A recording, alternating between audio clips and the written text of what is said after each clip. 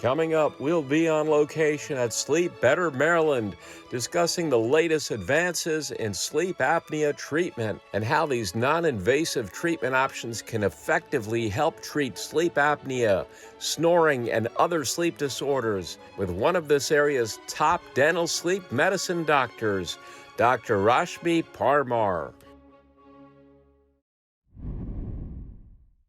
Welcome, Dr. Parmar, to the Top Doctors Interviews program. Thank you so much, Nicholas, for having me. It is my pleasure to be here today. It's a pleasure to have you as well. You're recognized as a top dental sleep medicine doctor throughout the Maryland region. You've helped so many patients with extensive help for their obstructive sleep apnea, snoring disorders, sleep disorders.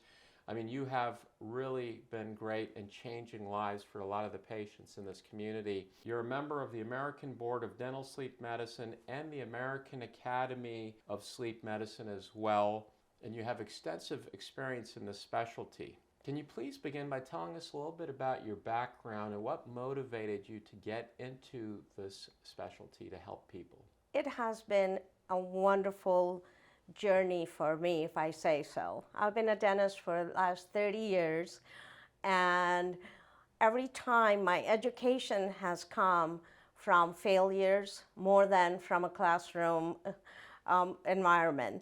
So when the failures happened, I always asked why, and those whys led me to look at the root causes of the disease processes, which led me to higher education in getting my fellowship in temporomandibular joint disorders.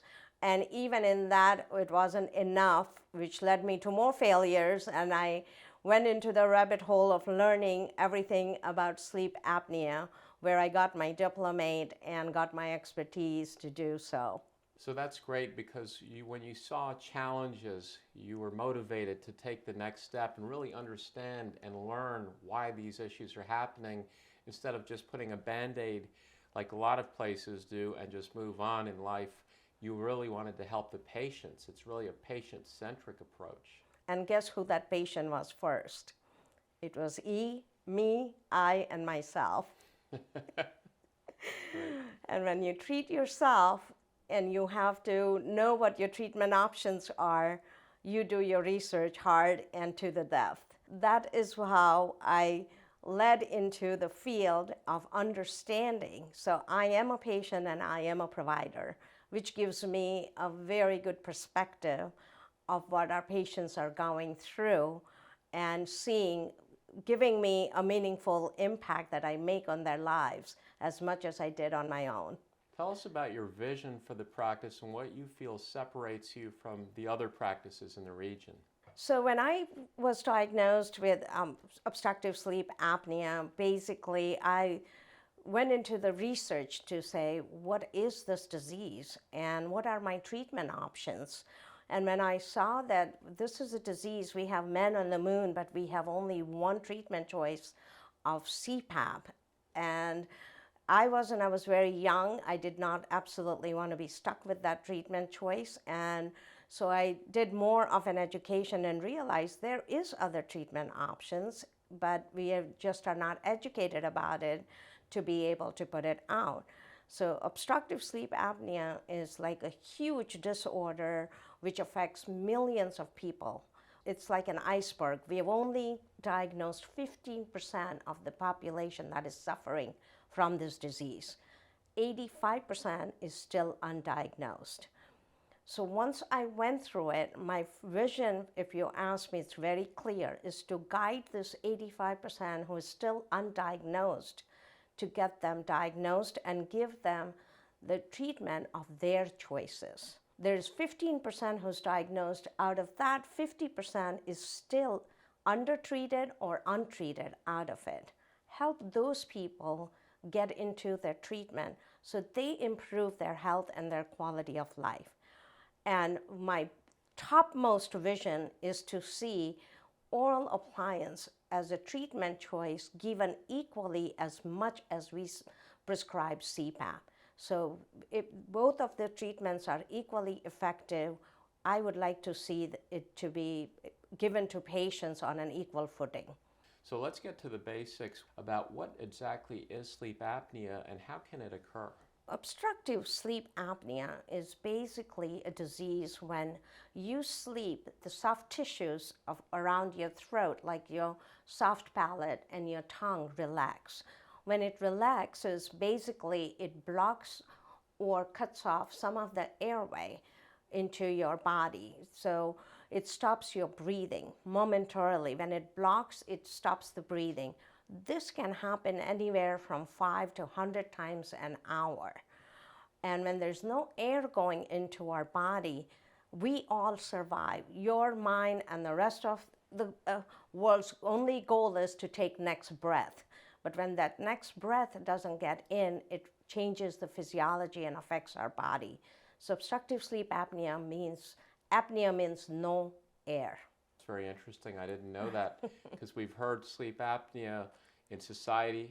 We're familiar with the words, but we didn't know that it meant no air. That's very interesting. It's a Greek word. And Dr. Parmar, just how prevalent is obstructive sleep apnea?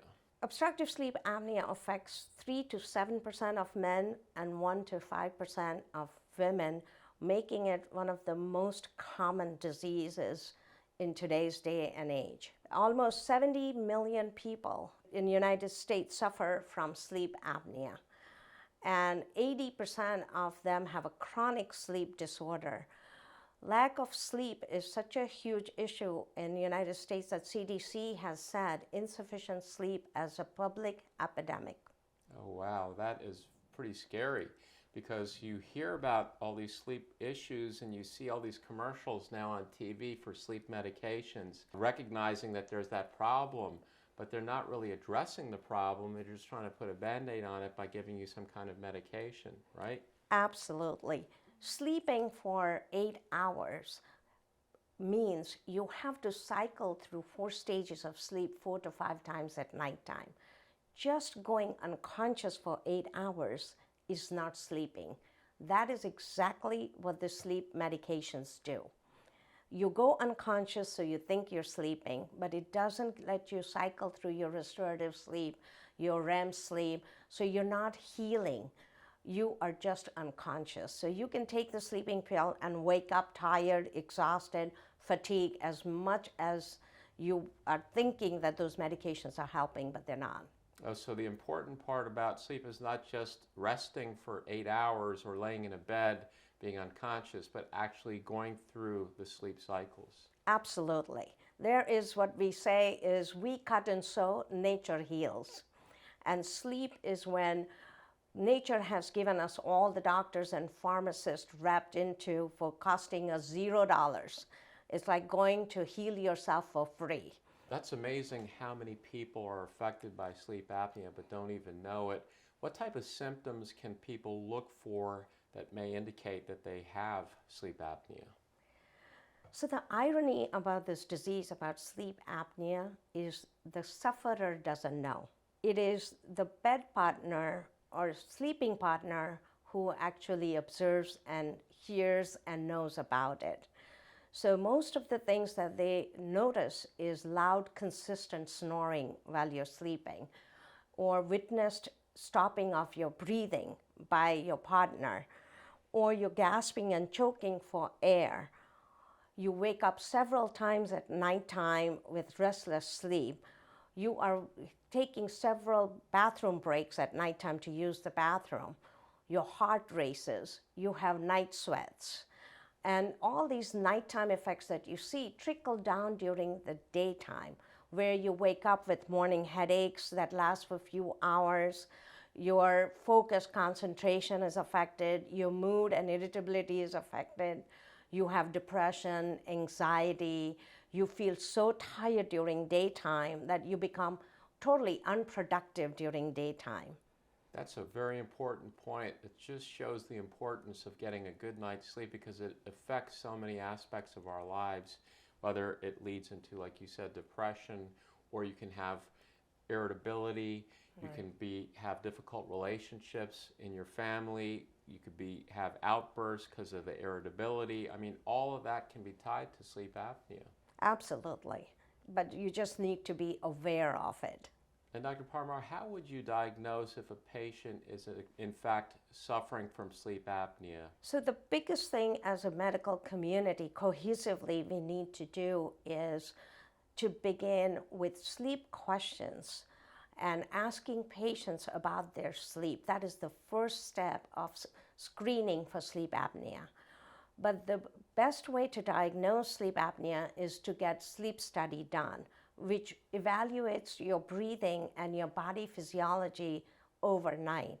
And there is two ways of doing it. One is as a polysomnogram that we do in a sleep lab where you are hooked up with all the leads, and people complain about that they did not have a good night's sleep. So I tell them all the time, it is an accurate study of your inaccurate night's sleep, because it shows us the sleep staging and it gives us a good look into your quality of your sleep.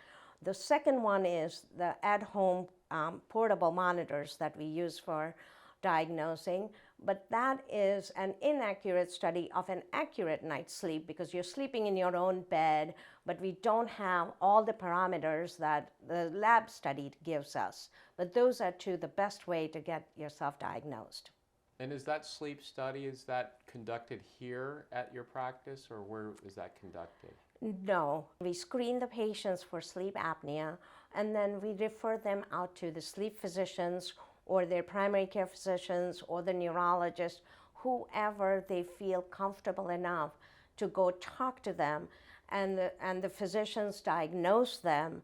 Once they're diagnosed, they get a prescription to come see us for the treatment with oral appliance therapy. Oh, okay. So you work in conjunction with like the sleep labs that would then do the sleep study and then refer or do the prescription to come to you. Absolutely. And is that sleep study only done in one night, or does it have to be multiple nights? No, every physicians and everybody has their own different philosophy. Some do one night, some do 2 nights, some do 3 nights, and it is just a static window if we do one night. So I prefer 2 to 3 nights, which gives us, there's night to night variability, and it gives us a good window in how the sleeping pattern of a person is. Oh, and that's important because getting the exact correct diagnosis helps with the outcome and helping them resolve the issue as well with your diagnosis, right? Absolutely. And we know, Dr. Parmar, that sleep apnea can be a very scary situation where there are many people that we're familiar with, famous people that have lost their lives with sleep apnea because they stopped breathing at night and they just never recovered. So it can be fatal, as we know. What are some of the risks associated, other than fatality, because we know it can be very serious, but what other risks could be associated with sleep apnea? Untreated and undiagnosed sleep apnea basically leads to a lot of cardiovascular disease like high blood pressure and atrial fibrillation and cardiac attacks, heart attacks. It also gives stroke. It leads to metabolic disorders like you put on weight, your cholesterol goes high, you become diabetic. You also are not productive during daytime, so you're sleeping at work. It is also traffic accident leading. Right now, that is one of the biggest causes. More than a drunk driver, a sleepy driver is more getting into accidents. Oh, wow, that's interesting to know. So it really is in the best interest of so many people to go to someone like yourself to find out if you're suffering from sleep apnea. And as you touched on earlier, you know, CPAP is the well-known treatment option, but it's so cumbersome. Not everyone is CPAP capable or can tolerate CPAP because it's this big machine that's connected to your mouth and you have to do this, you know, it's just very difficult for many people. But you have a very, very effective option as well that people are not familiar with, and they should be, and that's why we have you here. But can you tell us about your treatment options for sleep apnea and snoring? We do treatment with oral appliance therapy, which is conservative, non-invasive, very effective treatment for snoring and obstructive sleep apnea. We have now research paper that's showing that oral appliance therapy is equally improving patients' health as much as the CPAP. So basically, it is so simple. It's what we are doing is doing CPR with the oral appliance therapy. It is like an orthodontic retainer. You put it in your mouth, it splints and stabilizes your airway, and we can move the device forward, which opens up the airway so air can go and your heart doesn't get texted out. So it is a very simple, effective treatment for a lot of people, which is very compliant. People wear it for 8 hours a night because you need to sleep for 8 hours a night with minimum side effects. What are some of the key patient benefits from your option that's non-invasive, the oral appliance, compared to the CPAP machine? Oral appliance is very, very patient-friendly, small, effective, travel-friendly treatment, which is non-invasive and conservative. It should be the first line of treatment choice, and add a machine if you need to. It works for 6-8 hours. Patients wear it when the number of hours that you need sleep for. Unlike CPAP, which your compliance is only 4 hours a night for 70% of the time. If we need 8 hours of sleep 7 days a week, why does that make sense? So who is a good candidate for something like this? Oral appliance therapy, according to the American Association of Sleep Medicine, mild to moderate sleep apneics, oral appliance can be the first line of defense. And any patients who are severe sleep apneic, who are non-compliant or poor compliance with CPAP, so if you ask me, every single patient. Oh, wow. Yeah, so definitely anyone that is suffering from sleep apnea or snoring can be someone that can benefit from this treatment. Absolutely. Even if we don't get it to perfect reason, if you're not compliant with any therapy, something is better than nothing. That's definitely well said. Dr. Parmar, with your experience with so many patients and helping so many patients in the community, what have you found to be as far as the average length of time that patients have to undergo this treatment for? Well, most of our patients from mild to moderate, we have a great success within 3 to 6 months. When we treat sleep apnea, we are using a mode of treatment, but that mode of treatment is to be used till we go to the grave. When we reach that maximum medical improvement, it is similar to controlling high blood pressure. We are controlling the blood pressure with the medication the same way with the oral appliance or CPAP. We are controlling the disease. We are never, ever curing it. So that is one of the questions that people ask me all the time. How long do I have to wear it? I say till the day we go to the grave. Well, you know what? To have a restful sleep and to not have the risks associated with sleep apnea, which are very serious, it seems like an easy decision to make to have to wear that device. And compared to the CPAP machine, it's so much easier, to have the oral appliance and just no problem doing it for the rest of your life. That is the key word to understand. We are not changing anybody's expiration date. We're changing the path how you get there. Sleeping, sliding, and having fun, or bedridden, disease-ridden, stroke-ridden, drag ourselves there. Exactly. And this option is something that most people are not even familiar with. So it's great that you're educating us about this. And what type of results are you seeing from your patients from your treatment option? Luckily, we have a very patient and we customize it to the patient's needs. And most of our patients are 100% successful in controlling the disease. Some of them have residual effects, but that is other medical conditions that they have. And when we reach the maximum medical improvement, we do the post-studies to close the case, because I always tell my patients, proof is in the pudding. We want to, it's not about the device, it's not about you, it's about the disease and total health. So we do the post-study, and almost 90 to 95% of our patients are compliant, long-term device compliant. Well, Dr. Parmar, that was very informative. I want to thank you for joining us on the program, but before we let you go, I can see that you have this great passion that motivated you to get into this field that can help millions of Americans throughout the country and people around the world who are watching this interview as well. And I wanted to ask you if you had any final thoughts that you'd like to share with the viewers. Absolutely. Sleep apnea is a silent killer, just like your cholesterol, your diabetes, your high blood pressure. If your partners are informing you, get control of your health and treat the root causes rather than getting comorbidities that actually makes us sick patients for the rest of our lives. So treating this disease has been my pleasure. It's been a meaningful impact that I make by changing health and quality of patients' life. That is very fulfilling, and contributing to the community's health helps us sleep better at night. Well, you're doing great work, and continue that great work, and thank you again for joining us. Thank you so much, Nicholas. My pleasure. So the reason for I came here was because I was diagnosed with sleep apnea, mild to moderate sleep apnea. And probably every person who has sleep apnea knows how difficult it is to sleep and to get some rest when you have sleep apnea. So I couldn't rest. I would used to wake up every time I heard a noise or a sound or my husband move. It was very difficult. And throughout the day, I used to feel very tired, exhausted.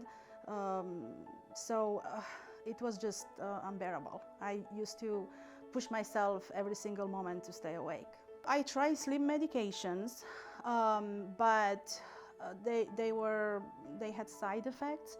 I used to wake up and be drowsy, and I didn't really rest. They put me to sleep, but I did not have a quality night's sleep, and I didn't feel rested during the following day. I went to Dr. Parmar, and I came here to her office, and it was my last chance, I thought, to just improve my sleep and my life. And as soon as I came to the office, I was actually very impressed with the front desk. And I spoke with Dr. Parmar. She did explain the sleep study, what happened, why am I waking up so often. I thought for a while that I have what's called mother's brain or something like that, where mother wakes up every minute when she hears her child. But no, I was wrong. It was actually my sleep problems. So I came here, I spoke with her, and she explained what she does about with oral appliances, and I thought I would give it a try. I tried the sleep appliance. I really wanted to bow, like, Dr. Parmar, thank you so much. It was amazing. It was really amazing.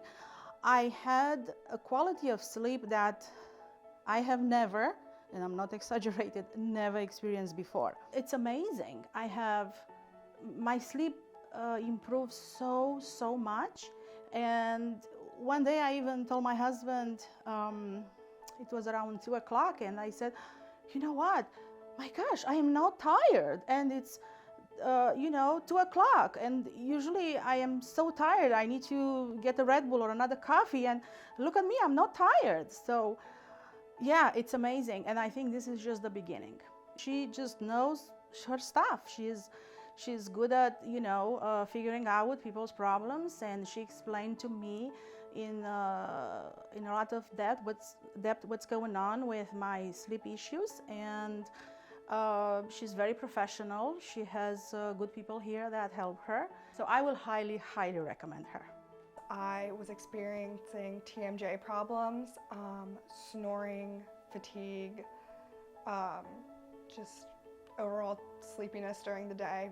I had no energy. When I came to Dr. Parmar for my TMJ, she suggested a sleep study, and after that sleep study, she diagnosed me with sleep apnea, which is kind of rare for people my age and body type. So after that, she gave me a oral sleeping device, which really changed the game. I sleep through the whole night now instead of waking up. I can last the whole day with energy, no naps, and I'm just overall a lot happier, not anxious anymore, not depressed, feeling a lot better since Dr. Parmar. I have had such an amazing experience getting to know Dr. Parmar. She's very professional, and you can tell she loves what she does. She loves helping people, and she's changed my life, honestly. I don't know what I would do without her. I highly suggest her to anyone who is having any sleep issues.